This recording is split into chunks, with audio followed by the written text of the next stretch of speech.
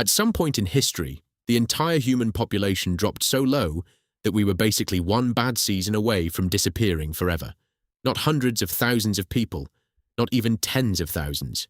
We're talking somewhere around 1,000, maybe less.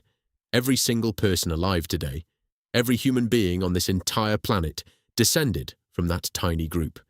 A group so small, you could fit them all inside a single apartment complex. And the scary part, we almost didn't make it. To understand what happened, you have to go back about 900,000 years. Modern humans didn't exist yet, but our ancestors did. These were early Homo sapiens, upright, social, tool-using. Not quite us, but close enough. They had been spreading slowly across Africa for hundreds of thousands of years. Different groups, different regions. And then, something went very wrong. The population didn't just shrink, it collapsed.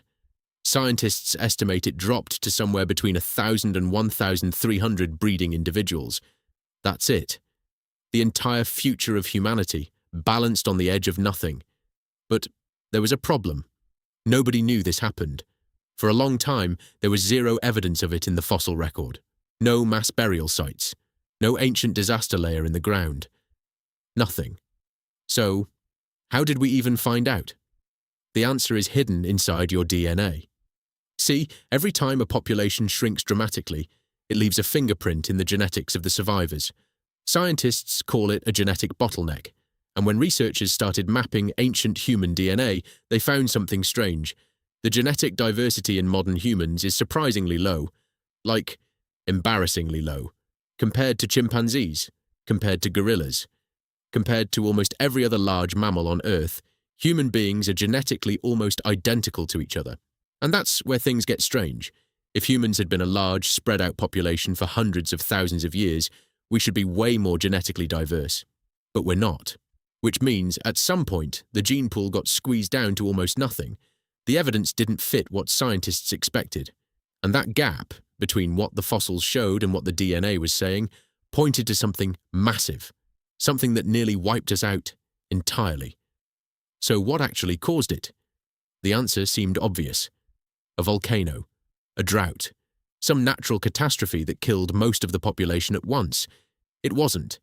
The leading theory today points to something much slower and in some ways scarier. A climate shift. Starting around 900,000 years ago, Earth entered a period of intense glacial cycles. The planet kept swinging between freezing cold and burning dry. Ice ages that lasted longer. Droughts that never seemed to end. Africa, where most of our ancestors lived, became brutal. Forests shrank. Rivers dried up. The animals our ancestors hunted disappeared. Food became unpredictable. Seasons stopped making sense. And early humans, who had never faced anything like this before, started dying. Not all at once. Slowly, group by group, region by region. Over thousands of years, the population bled out. But then scientists discovered something unexpected. Some of them survived. A small pocket, possibly along the African coast, where the ocean kept temperatures slightly more stable, slightly more livable. And from that tiny pocket of maybe 1,000 people, all of us came. Think about what that actually means. Every language that has ever been spoken, every civilization ever built, every song, every war, every invention, every discovery in all of human history, it all traces back to that one desperate, freezing, starving little group of people who somehow didn't give up. They didn't know they were saving humanity. They were just trying to eat, just trying to stay warm, just trying to make it to the next day. But this created a new mystery. If our population crashed that hard, that means there were other groups of early humans out there, relatives of ours, who didn't survive. Branches of the human family tree that just ended, quietly, without a trace. We don't know who they were. We don't know what languages they spoke or what they believed or what they looked like. They're just gone. And we, the ones who made it, carry almost none of their memory.